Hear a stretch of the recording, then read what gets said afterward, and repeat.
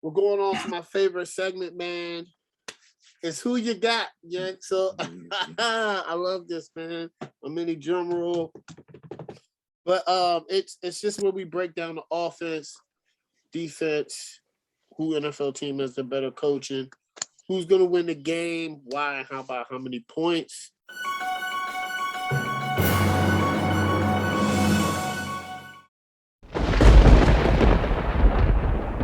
Speaking of Colts, Corey, last one. So I know this is a game that's a little difficult to call right now. Colts Raiders. It is a pretty important game for the AFC playoff picture, though. The win and the Colts clinch a playoff spot. The Raiders lose, their playoff chances get pretty rough. Offensively, I'm going to lean Colts. If we knew whether or not for certain Carson Wentz was playing on Saturday, I would take the Colts hands down because Brian Edwards, I know for the Raiders, went on the COVID list. I haven't heard anything about his status. I haven't heard about Darren Waller status as well. I know he was out again last week. I don't know if they expect him to go or not this week. And I mean, the Raiders receiving core is already a little iffy after Ruggs' departure from the team. You lose those two guys for the game. That's going to be tough against a defense that is playing really well. And the Colts have overcome just a ton of adversity. As just talked about the Cardinals game, they were without 4 starters last week. Eric Fisher, the left tackle, went down during the game in the second quarter against Arizona. The adjustment to the COVID rules has gotten a number of players off the COVID list for Indianapolis. Ryan Kelly looks to be rejoining the team after his family tragedy. It looks like Glowinski and Nelson are off the COVID list. So at a bare minimum, the Colts will have their 3 interior starters on the offensive line. Hopefully Braden Smith can get back too. I know the word is they made a phone call to Phillip Rivers, inquiring about his availability. Not too surprising, just to gauge the interest just in case. But it'll be the Sam Eilinger show if Carson Wentz can't go. And I mean, kind of touch on the coaching as well. If Wentz can't go, I trust Frank Reich to get creative and have a really good game plan built around Eiliger's mobility and Jonathan Taylor doing Jonathan Taylor things to be able to potentially get them a win against the Raiders. Defensively, I'm going to go Indianapolis as well. You look at what they had to do, I said late in the week, losing Darius Leonard. They've been without Julian Blackmon for a while. They were down to 2 safeties in that game because TJ Carey went on the COVID list. And the defense still played really well. The first time in I think 17 games they didn't come up with a turnover, but they did have a safety. So I know it technically doesn't go into the stat sheet as a turnover, but it's the equivalent of, and it puts points on the board. Coaching wise, obviously it's Frank Reich. I mean, the Raiders have an interim coach, but it's just the job Reich has done keeping the team together after a 1-4 start. Dealing with all the adversity of late. I still think Jonathan Taylor going over 100 yards and help anchoring an offense that was ravaged like it was before the game between injuries and COVID. I think that's another argument for his case for MVP. And if Carson Wentz doesn't play and somehow the Colts win this game, I think not only is Jonathan Taylor the league MVP, but you've got to just potentially hand the Coach of the Year award to Frank Reich as well. But it's not going to be easy. Derek Carr is a really good quarterback. I mean, there's a reason that the Colts reportedly reached out to the Raiders and checked out the availability of Carr before they made the Carson Wentz trade. And I think Carr is good enough to keep the Raiders in it. I just don't know how much he has around him right now. So I'm going to take Indianapolis in this one.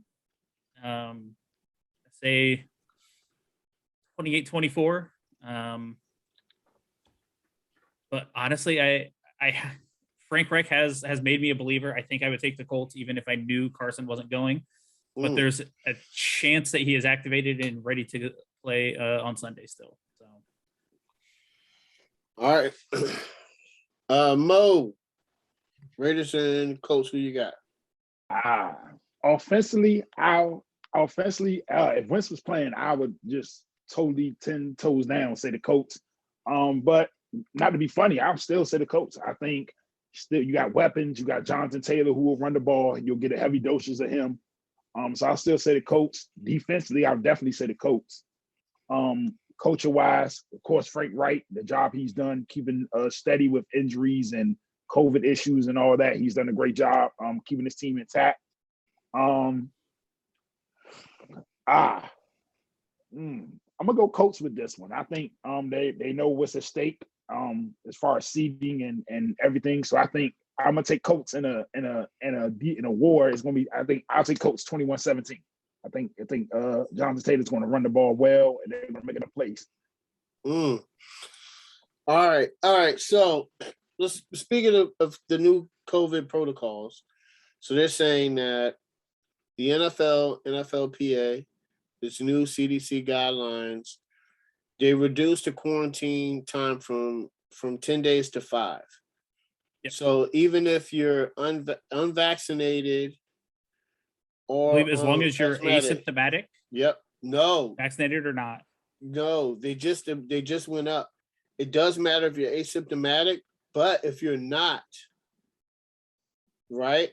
If a player is fever-free for 24 hours without the use of fever-reducing medication and other symptoms have resolved and they test negative, they're there.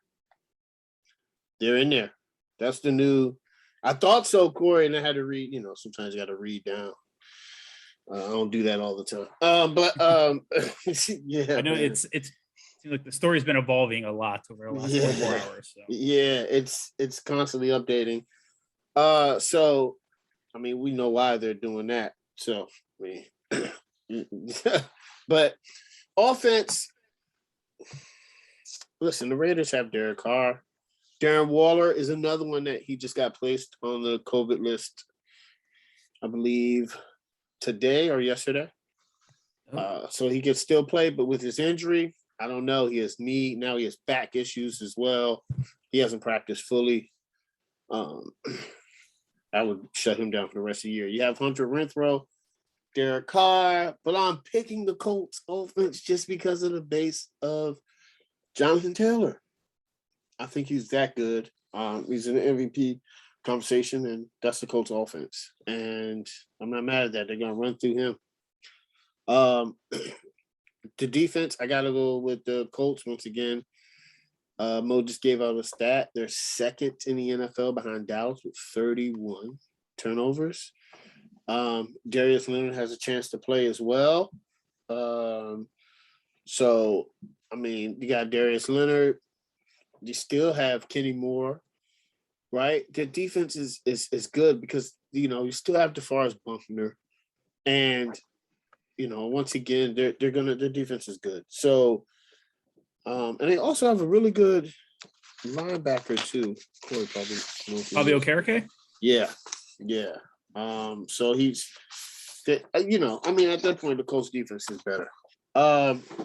Coaching, I gotta go Frank Wright, man. Hey, I'm watching Hard Knocks again tonight. I love the end season, by the way. And his philosophy is after every game, he says we're 1-0, which I like because it keeps the players focused in the moment. That's the best thing about life. It's probably the most difficult thing to do. It's not to focus on the past or future, but just focus on the present, one game at a time. So he has them hitting on all cylinders. And so I got to go coaching Frank Wright. And because I think they're well-coached team, a well-oiled machine, I think the Colts, they're hitting on all cylinders right now. And they have them beating the Raiders. Unfortunately, the Raiders are just losing more and more and it's just not. At this time of year, it's not good for the. It's just not good. It's unlucky, man. This is happening. It happens. Injuries happen, man. So once again, I have the Colts edging it out. It's gonna be, it's gonna be. They're gonna win off some turnovers, and they're gonna have to rely on their defense. So it's gonna be 21-17. All right, great. Yeah. So I looked at I was trying to find the actual line for this game, but Vegas hasn't put a line out for this game yet. I guess They haven't. the only one they haven't put a line out for it. Still waiting. There was a line, but then the Wentz news happened, and I believe they took it down. Okay, so they're still waiting for that to happen. That's crazy. So I was trying to look for the over under and everything, but I couldn't find nothing. So I think the Raiders just have too many issues on offense. I think they won the last 2 in a row, but they haven't really done anything. Granted, they played 2 tough defenses, but like this is kind of the point in time where your offense should be gelling, should be a lot better. And granted, there's no Darren Waller there. They pretty much just been leaning on Hunter Renfrow and a little bit of Josh Jacobs when he's been available, basically. But before that, this last two games that they won, they've lost 5 of 6. So, and that was a field goal win against Cowboys on Thanksgiving. So, you look at the Colts. I think the Colts are playing exceptionally well. Obviously Taylor is MVP candidate for a reason. And he definitely deserves to be in that discussion. And Carson Wentz, when he's there, like he doesn't really turn the ball over. He looks like maybe not 2017 Carson Wentz, but he looks really good. And if he doesn't go, it's going to be a little bit tougher in the offense. But I think that Frank Wright will draw up, like Corey said, they'll draw up something for Sam to come in and just pretty much just do something that he's comfortable with, basically. And the only thing you really don't want to do is see what Ian Book did and turn the ball over, come in the game and try to do something, and you turn the ball over, get sacked 8 times or whatever it was. So I think he'll be fine. I think this, as long as the Colts get their offensive line back and just lean heavily on Taylor, I think they'll be fine. And like I said, Vegas just has too many issues on their offensive side. I like the turnaround that Derek Carr has done the last couple of games, and pretty much what he's kind of done the whole season. He's looked solid, especially with everything that they've been going through with the coach, and then with their starting wide receiver, and then I believe a cornerback had some issues and stuff like that. So, that they've had some things going on with their team that, I mean, it's going to be kind of tough to bounce back from, but they're in a good position right now at 8-7 to have a statement win and put themselves in conversation. I know they wish they got some of these games back that they lost, but it is what it is. So I'm picking the Colts offense. On defense, I think James pretty much said the names I was going to say. If Darius Leonard can come back, I know he missed last week's game. He can come back, which he should be able to come back this week. So, and then you got DeForest Buckner, Kenny Moore. All these guys are Pro Bowlers for a reason. So, I think, and they're second in league in takeaways. So there's no reason why against Derek Carr and the lack of weapons or the lack of players that he has in general around him that they shouldn't go out and get to him and force turnovers and things like that. So, and he's not a runner like Kyler Murray was last week, so they don't have to worry about that. I guess Josh Jacobs is pretty much the only person that you really have to worry about. Although Hunter Renfrow has had a solid season, but still, it's the Colts defense is playing really well. Coaching wise, I think Frank Wright he's done a great job, especially from the start of the season that he had. Had some tough games in that start, but even still, like you played in the games even that they lost. They played the Titans tough, lost by 3. They played the Bucks tough, lost by 8. They could have won both of those games. Even the Ravens game, they lost by 6, and that was a tough game as well. So just all these games are one possession games that they lost since the start of what that was a 1-4 start. So like this is probably the most dangerous team going to the playoffs that teams I don't think want to see, especially if you're excuse me, if you're Cincinnati or if you're Tennessee, playing against a veteran team like this, it's going to be tough. But the Raiders have, like I said, the Raiders have a chance to, excuse me, pull off a big win, get a big upset. Well, maybe it's upset depending on the line, but get a big road win anyway.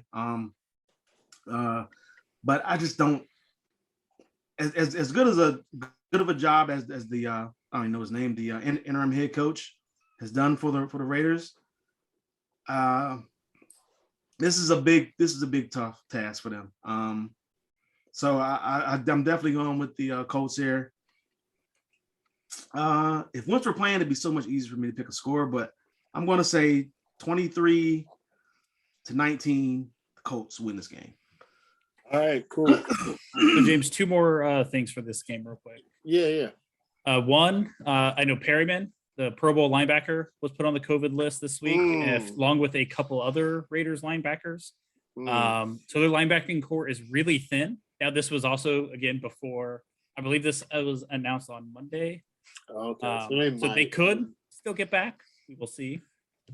But another part for this game that I feel like probably shouldn't be underlooked or overlooked is the individual that's going to address the team and give the speech to the team on Saturday night is going to be T.Y. Hilton. He's been a tremendous leader in this locker room for the team for years now, especially this season. He's come up big of late when they've needed someone to make a play. He stepped up and made some plays for them.